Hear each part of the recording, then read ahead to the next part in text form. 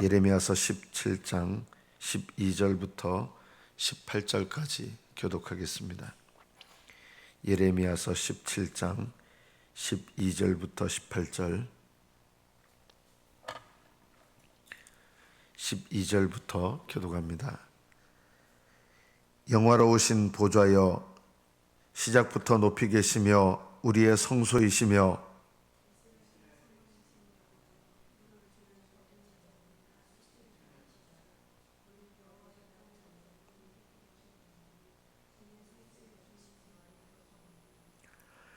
여호와여, 주는 나의 찬송이시오니 나를 고치소서. 그리하시면 내가 낫겠나이다. 나를 구원하소서. 그리하시면 내가 구원을 얻으리이다.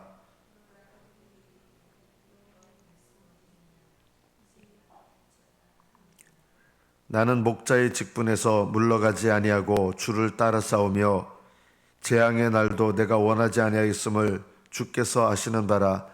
내 입술에서 나온 것이 주의 목전에 있나이다.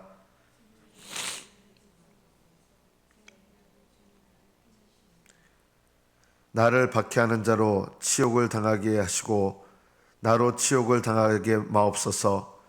그들은 놀라게 하시고 나는 놀라게 하지 마시옵소서.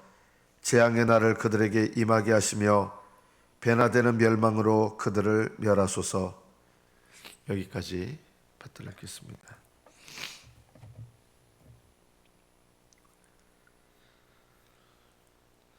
하나님의 보좌 앞으로 나가지 못하는 이유는 죄 때문이 아닙니다. 만약에 죄 때문에 하나님 보좌 앞에 나가지 못한다 그러면 하나님 앞에 나갈 수 있는 사람은 단 한 명도 없습니다. 그런데 실제로 보면 하나님 보좌 앞으로 나가는 분들이 많이 있습니다. 그것은 당연히 우리가 이렇게 결론을 내리게 합니다. 죄 때문에 하나님 보좌 앞에 나가지 못하는 것이 아니라 하나님 보좌 앞에 나가려고 하는 마음이 없기 때문에 못 나가는 것입니다. 이것이 오늘 본문에서 말씀하는 것입니다. 어제 우리가 읽었던 본문에 보면 하나님 보좌 앞에 나가지 못하는 이유가 뭐냐라고 하면 마음 때문입니다. 마음. 천하보다 부패한 것, 패역한 것은 마음이라고 이렇게 했습니다. 우리는 죄로 인하여 하나님 보좌 앞에 나가지 못하는 일은 결코 없습니다. 왜냐하면 주님은 죄를 깨달아 주님 앞에 나오는 자를 버리시거나 밀쳐대시는 하나님이 아니시기 때문입니다.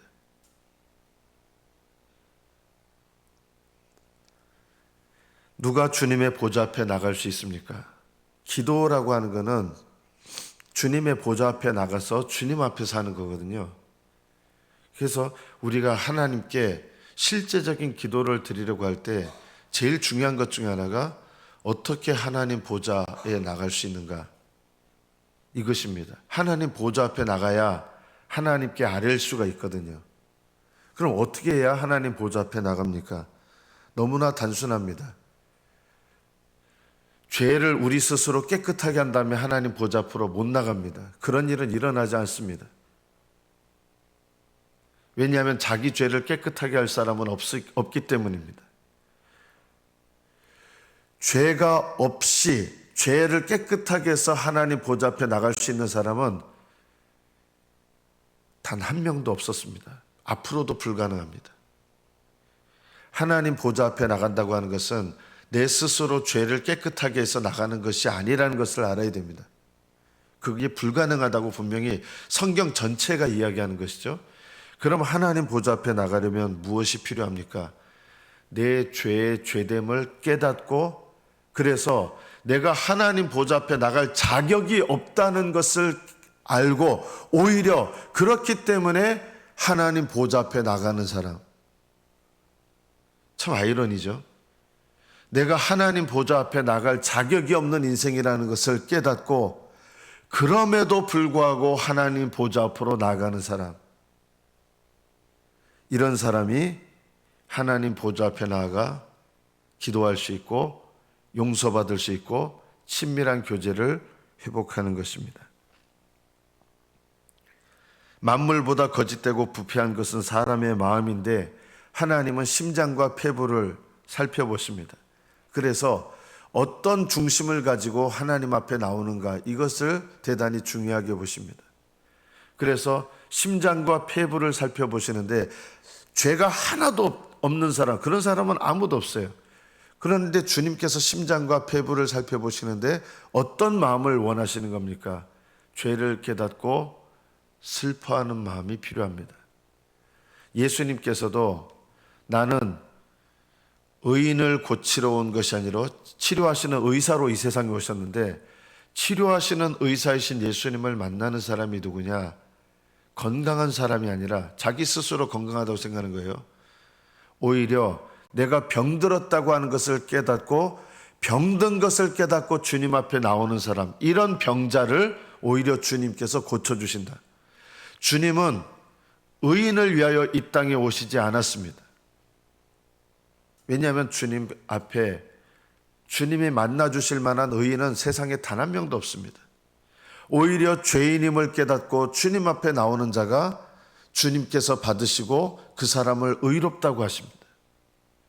그래서 예수님께서 나는 의인을 위하여 온 것이 아니고 나는 건강한 사람을 위하여 온 것이 아니라 죄인을 위하여 왔고 그리고 병든 자를 위하여 오셨다고 하신 것입니다. 하나님 보좌 앞에 나가는 마음은 어떤 마음입니까? 죄가 하나도 없는 마음을 말하는 것이 아니라 그거는 죄인인 우리에게 애초부터 불가능합니다.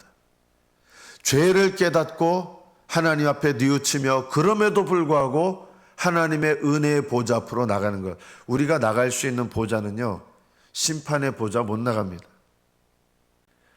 모든 사람들이 죄를 범하였기에 하나님의 영광에 이르지 못했습니다. 우리들은 태어날 때부터 죄인이고 태어난 이후부터 또한 죄인입니다. 그래서 하나님의 거룩한 보좌 앞에 나갈 수 없는데 나갈 수 있는 유일한 방법이 있습니다. 은혜의 보좌 앞에 나가는 것이죠. 은혜의 보좌. 이 은혜의 보좌는 놀랍게도 의인들이 나가는 것이 아니라 죄를 깨닫는 자들이 나아가는 것입니다. 은혜의 보좌는 누가 나가는가?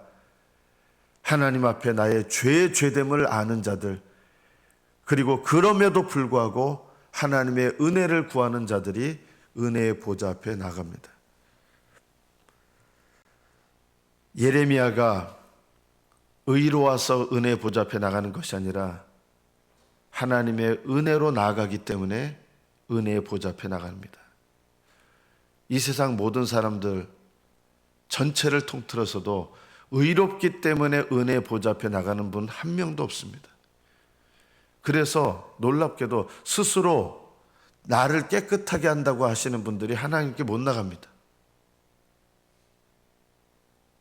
믿음이라고 하는 것은 나의 죄의 죄됨을 깨닫고 그럼에도 불구하고 나가는 거지, 하나님께 나아가기 위해서 그냥 내가 죄를 다 처리하고, 애초에 그게 불가능하거든요. 예레미야는 오늘 12절에 이렇게 고백합니다. 영화로우신 보좌여, 시작부터 높이 계시며 우리의 성소이시며 이스라엘의 소망이신 여호와여. 어떻게 하나님 보좌 앞에 나갑니까? 그 다음에 이어지는 말씀을 보십시오. 무릇 주를 버리는 자는 다 수치를 당할 것이라. 무릇 여호와를 떠나는 자는 흙의 기록이 되오리니. 왜 하나님 보좌 앞에 못 나가느냐? 하나님을 버리기 때문에, 하나님을 떠나기 때문에 못 나가는 겁니다. 우리는 죄를 깨닫고 하나님 앞에 나아가면 하나님 보좌 앞에 나갈 수 있습니다. 이것이 하나님께서 죄인들에게 베푸시는 은혜입니다. 놀랍게도 의인들은 못 나갑니다. 창녀와 세리들이 율법을 열심히 지키는 바리새인과 서기관들보다 하나님 보좌 앞에 더 먼저 나갑니다. 사람들 보기에는 가장 의롭게 산다고 하는 사람들보다 누구나 멸시했던 사람들이 오히려 하나님의 은혜 보좌 앞에 나갑니다. 왜냐하면 하나님께 접근할 수 있는 사람은 의인이 아니라, 그런 사람 불가능하죠, 죄를 깨닫는 죄인이기 때문입니다. 죄 때문에 못 나간다는 것도 맞습니다. 그러나 가장 정확한 이유를 댄다면 죄를 깨닫지 못하기 때문에 못 나가는 것입니다. 우리가 하나님께 구해야 될 은혜 중에 하나가 하나님, 나의 죄됨을 깨닫게 하옵소서. 내 심장과 폐부를 살피시는데 하나님이 어떤 마음을 원하시느냐? 죄가 하나도 없는 마음, 그거 불가능해요. 그런 사람 없어요. 심장과 폐부를 살피시는데 뭘 원하시느냐? 정직하길 원하시는 거예요. 내 죄에 대해서 정직하길 원하시는 거예요. 죄를 깨닫는 마음을 갖기 원하시는 거예요. 다른 사람을 비난하는 사람들은 그 마음 가운데 뭐가 있습니까? 자기 죄를 깨닫지 못하는 것이 있습니다. 남의 죄를 비난하시는 분들은 하나님 보좌 앞에 못 나갑니다. 이상하죠? 다른 사람의 죄를 비판하고 판단하고 다른 사람들의 죄에 대해서 공격적인 사람들은 하나님 보좌 앞에 오히려 못 나갑니다. 왜냐하면 내 죄를 깨닫는 마음이 필요한데 심장과 폐부를 살피시는 하나님 보시기에 그게 바로 교만이에요. 남의 죄는 잘 보고 남의 죄를 비난하는 것.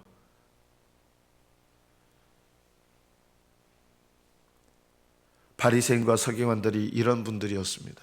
율법을 잘 지킨다고 생각하면서 이방인, 세리, 창녀 또 수많은 죄인들 보면서 멸시했습니다. 심장과 폐부를 살피시는 하나님 앞에 그들은 본인들은 어떻게 생각하냐면 우리는 남들보다 낫다라고 생각하는데 하나님 보실 때 그들의 심장과 폐부는 어떤 상태입니까? 교만한 상태입니다. 겸손이라고 하는 것은 하나님 앞에 내 죄를 깨닫는 것입니다. 남의 죄를 보는 게 아니라 내 죄를 깨닫는 것이 겸손입니다. 내 죄를 깨닫고 인정하는 것이 겸손입니다. 내 죄를 깨닫고 그럼에도 불구하고 하나님께로 나아가는 것이 겸손입니다. 이것이 하나님께서 우리의 마음을 살피실 때 죄가 하나도 없는 그런 마음을 보시는 것이 아니라 정직하기를 원하시는 것입니다. 우리가 오늘 말씀을 통해서 주를 버리는 자는 수치를 당할 것이고 여호와를 떠나는 자는 흙의 기록이 되는데 누가 주를 버리고 여호와를 떠나느냐? 스스로 의로운 사람들이 주님을 떠나고 주님 보좌를 버리는 것입니다. 14절 말씀부터 예레미야는 하나님께 이렇게 말씀을 드립니다. 여호와여, 주는 나의 찬송이시오니 나를 고치소서. 내가 병든 사람이란 걸 알기 때문에 고쳐달라고 하는 거예요. 예레미야 선지자가 백성들을 책망하는 말씀을 전하잖아요. 그런데도 자기 자신에 대해서는 하나님, 나를 고쳐주십시오. 그리하시면 내가 낫겠나이다. 나를 구원하소서. 물론 예레미야를 핍박하는 사람들의 환경 속에서 구원해달라는 말씀도 있지만 예레미야 선지자는 하나님께 늘 나가면서 나를 고쳐주십시오. 나를 구원해 주십시오. 이렇게 하나님 앞에 믿음으로 나아갑니다. 이게 믿음입니다. 그리하시면 내가 구원을 얻으리이다. 그리고 사람들이 예레미야에게 말합니다. 여호와의 말씀이 어디 있느냐? 이제 임하게 할지어다. 조롱한 것이죠.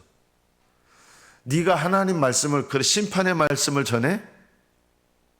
그 심판의 말씀이 임하게 해봐. 네가 한 말이 정말 사실이면 우리한테 하나님 심판의 말씀을 전해서 그 말씀이 이루어지게 해봐 하면서 하나님께서 이스라엘 백성을 향하여 경고하시는 것을 오히려 조롱합니다.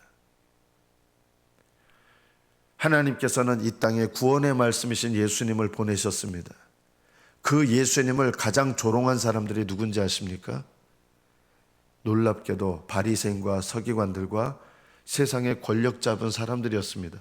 오히려 창녀와 세리와 아무 도움도 기대할 수 없는 비참한 사람들은 구원의 말씀으로 예수님이 이 땅에 오셨을 때 그 구원의 말씀이신 예수님을 붙잡았습니다.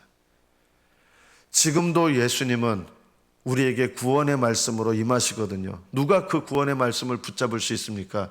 내 죄의 죄됨을 깨닫고 내가 창녀와 세리 같은 인생인 것을 깨닫고 하나님 앞에 내 죄를 깨닫고 나아가는 사람이 구원의 말씀을 붙잡는 것입니다. 오히려 바리새인과 서기관처럼 내가 남들보다 더 낫다고 하는 사람, 다른 사람의 죄를 비난하고 판단하면서 은연중에 내가 더 낫다고 생각하는 사람. 여러분 입에서 나오는 말들을 한번 돌아보십시오. 교인들 중에 저 신앙생활 저따구로 하고 있어? 이러면서 비난하지 않습니까?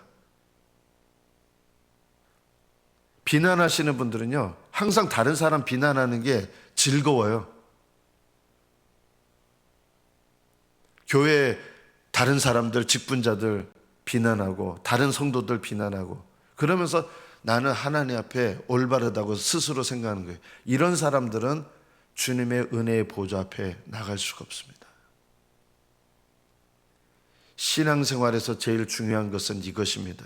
남의 죄 백날 알아봐야, 비판해봐야 하나님 보좌 앞에 못 나갑니다. 주님께서 그래 네가 남의 죄를 잘 깨닫는구나 그렇게 해서 받아주시는 사람 없습니다. 자기 죄를 깨닫는 사람을 받아주시는 겁니다. 우리가 날마다 자기를 부인할 때 어떤 자기를 부인해야 됩니까? 다른 사람의 죄를 보고 비난하려고 하는 모습, 다른 사람을 판단하려고 하는 내 말들, 이거를 돌아봐야 됩니다. 내 죄를 깨닫고 회개하는 게 제일 어려운 일입니다. 예레미야는 물러가지 않은 것이 있습니다. 이렇게 비난받는 직분이었어요. 여기 목자의 직분은 목사라는 뜻이 아니라 이스라엘 백성을 하나님의 말씀으로 인도하는 이 직분이었는데 얼마나 욕을 먹었는지, 얼마나 비난을 받았는지. 인간적인 생각으로는 모든 이스라엘 백성들이 자기를 저주하고 비난하고 비웃는데 이스라엘 백성을 하나님의 말씀으로 인도하는 이 목자의 직분, 이거를 내려놓고 싶은 거예요. 그러나 예레미야 선자는 목자의 직분에서 물러가지 아니하고 저는 주님을 따랐습니다. 주님께 나아가고 주님을 의지하고 주님의 보좌 앞에, 주님의 보좌가 나의 보좌가 되고, 죄인들이 주님 앞에 나가면요 주님의 보좌에 함께 하시는 거예요. 누가 주님의 보좌에 앉습니까? 놀랍게도 죄를 깨닫고 주님 앞에 나오는 자들이 오히려 그리스도 예수 안에서 하나님의 보좌에 함께 앉게 됩니다. 주님께서 나의 성소가 되십니다. 내가 주님 안에 거하는 자,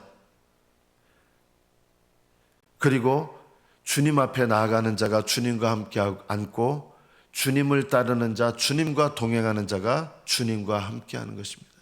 예레미야 선지자는 하나님께 나아가고 주님과 동행합니다. 하나님께서 맡겨주신 이 직분에 대해서 엄청나게 비난을 받는데, 그래서 저는 이거 못하겠습니다 이렇게 하지 않아요. 목자의 직분에서 떠나가지 않았습니다. 하나님께 나아가야 될 죄인으로서 나아가는 것이 믿음이고, 하나님께서 내게 허락하신 자리에 머물러 있는 게 또한 믿음입니다. 목자의 직분에서 물러가지 아니하고, 그냥 인간적인 생각으로는 보통 내려놓고 싶죠. 내가 하나님 말씀 전하면서 엄청나게 비난과 저주를 받는데 모든 사람에게 이거 누가 하고 싶겠습니까? 그러나 예레미야는 목자의 직분에서 떠나가지 않습니다. 이것이 믿음입니다.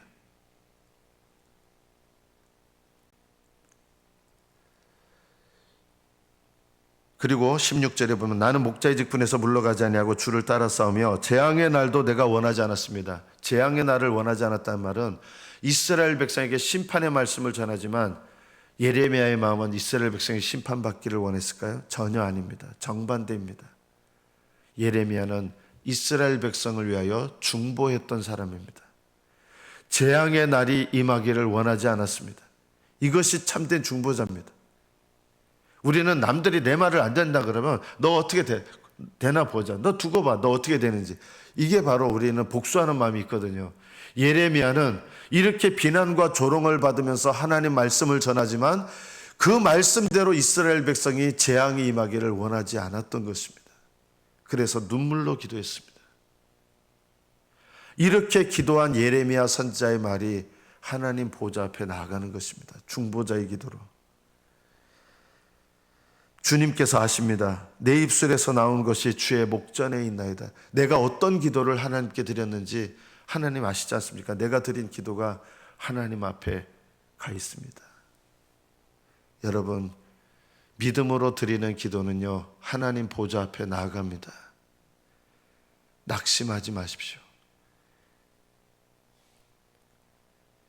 이 땅에서는 당장 이루어지지 않는 것 같아도 내가 하나님 뜻대로 드린 기도가 하나님 목전에, 하나님 보좌에 나가 있는 거예요. 중보자로 드린 기도가. 이미 그것이 응답입니다. 하나님 뜻대로 기도하기를 포기하지 마십시오. 하나님 기뻐하시는 뜻대로 간구하기를 포기하지 마십시오. 사람들은 그렇게 기도드렸는데 응답이 뭐가 됐느냐? 그렇게 응답도 안 되는 기도를 뭘 그렇게 열심히 하냐? 조롱할지 모릅니다. 그러나 내가 드린 기도가 하나님의 목전에 있는 것입니다. 하나님은 기억하고 계신 것이죠. 그런데 17절에서 예레미야 선지자는 자기가 드렸던 중보의 기도와 정반대의 기도를 드리는 것 같은 기도를 드립니다. 주는 내게 두려움이 되지 마시옵고 재앙의 날에 주는 나의 피난처십니다 하면서 이런 기도를 드립니다. 18절, 나를 박해하는 자로 치욕을 당하게 하시고 나로 치욕을 당하게 마옵소서. 이스라엘 백성을 위해서 이렇게 중보기도했던 중보기도하고 정반대 같잖아요. 그들은 놀라게 하시고 나를 놀라게 하지 마십시오. 재앙의 날을 그들에게 임하게 하시며, 여러분 이스라엘 백성에게 재앙의 날이 임하지 않도록 기도하잖아요. 그런데 여기서는 재앙의 날이 임하게 해달라는 거예요. 이상합니까? 이상한 것이 아닙니다. 예레미야 선지자는 이스라엘 백성 전체를 위해서는 눈물로 기도하고 하나님 앞에 사랑하는 마음으로 기도했습니다. 그리고 이것은 이스라엘 백성 전체에 하나님께서 주실 은혜를 가로막는 자들, 적극적으로 가로막는 자들에게 이들을 여전히 사랑으로 계속 기도하고 이들에게 축복 달라 이렇게 기도하는 거 아니에요. 이스라엘 백성에게 하나님의 은혜가 임하도록 하는 것을 제일 가로막는 사람들이 누구냐면 하나님의 말씀이 이렇게 전해지는데 그것을 대놓고 반대하고 대놓고 거절하고 대놓고 거스르는 자들, 이들을 향해서 예레미야는 어떻게 기도하느냐. 여러분 우리는 이런 기도도 배워야 돼요. 이게요, 비난할 기도가 아니라 이게 정직한 기도예요. 이거는 하나님의 의를 구하는 기도예요. 내가 비참하게 되고 내가 수치스럽게 되고 이것이 아니라, 예레미야는 자기가 수치를 당하고 이런 일들 속에서 하나님의 영광을 위해서 지금 수치를 당하는데, 이들이 그냥 있으면 이스라엘 백성은 오히려 비참하게 되는 거예요. 그래서 하나님의 공의를 구하는 기도를 드리는 것입니다. 이스라엘 백성을 위해서는 하나님의 긍휼을 위하는 기도를 드리고, 하나님의 은혜를 고의적으로 가로막는 이들을 위해서는 하나님의 공의를 구하는, 개인적으로 복수하거나 하지 않아요. 하나님의 공의로 그들을 다스려 주시기를 기도했던 겁니다. 이것이 상반되는 기도가 아닙니다. 그러나 개인적으로 예레미야는 이렇게 적극적으로 거스르는 자들을 인간적으로 대적하거나 싸우거나 결코 그렇게 하지 않았습니다. 하나님의 공의에 부탁하는 것입니다. 여러분 개인을 위해서는 하나님의 긍휼하심에 맡기십시오. 그러나 때로는 하나님의 공의가 짓밟히는, 고의적으로 하나님을 대적하는 자들을 무조건 사랑하고, 예수님도 그렇게 하지 않으셨습니다. 예수님도 화 있을진저 바리새인과 서기관들이 하면서 6번이나 화 있을진저 하신 적이 있어요. 너무나 인간적인 생각은요, 예수님은 그들을 위해서도 하나님께 축복을 구해야 되지 않냐, 어떻게 저주하느냐, 화 있을진저 이렇게 어떻게 말할 수 있냐. 그거는 하나님의 공의조차도 잘 모르는 것입니다. 이렇게 하나님의 공의를 따라 구할 수 있으려면 여러분이 어떻게 하셔야 되는지 아십니까? 하나님 앞에 죄를 깨닫고 나갈 뿐만 아니라 주님과 동행하면서 주님을 따르고 믿음으로 말미암아 여러분이 의를 행하셔야 하나님의 공의를 구하실 수 있습니다. 이것은 자기 의의를 말하는 게 아니라 믿음으로 하나님의 의의를 행하는 자들이 하나님의 공의를 구하는 기도를 드릴 수 있습니다. 하나님 앞에 나도 깨달아야 될 죄인이면서 하나님의 공의를 구하고, 이거는 격이 맞지 않는 기도가 되는 것입니다. 하나님의 공의를 구하시려면 하나님의 뜻을 따라 사셔야 되고요, 철저하게 하나님께 복종하셔야 되고요, 이런 사람들이 하나님의 공의를 구하는 기도를 드릴 수 있습니다. 말씀을 맺습니다.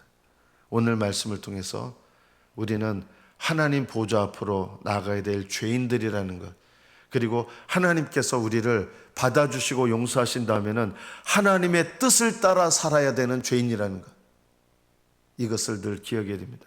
하나님 앞으로 나아가는 죄인, 그리고 용서받은 죄인으로서 하나님 뜻을 따라 사는 믿음, 이것이 우리에게 하나님께서 요구하시는 것입니다. 그럴 때 하나님은 우리에게 항상 소망이시고 우리를 떠나지 않으시고 버리지 않으시고 우리와 함께 하심을 나타내실 것입니다. 날마다 하나님 보좌 앞에 나아가시고 하나님의 뜻 가운데 머무시는 저와 여러분 되시기를 축복합니다. 기도하겠습니다.